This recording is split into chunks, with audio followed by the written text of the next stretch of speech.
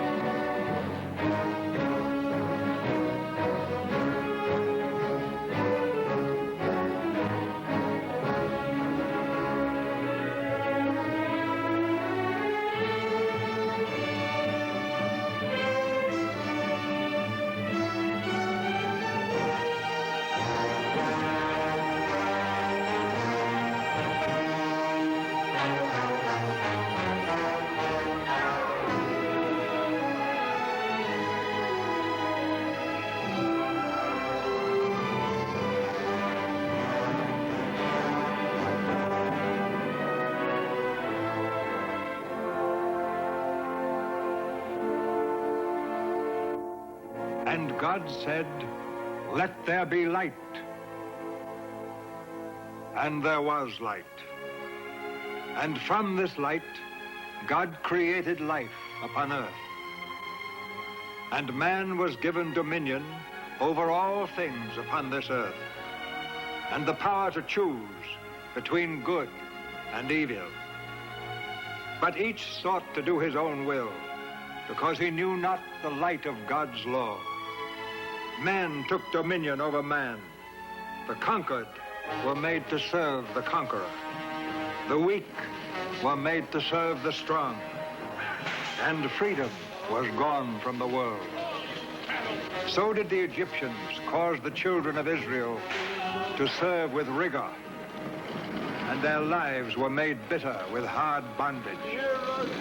And their cry came up unto God, and God heard them, and cast into Egypt, into the lowly hut of Amram and Jochebed, the seed of a man, upon whose mind and heart would be written God's law and God's commandments. One man to stand alone against an empire. Divine One,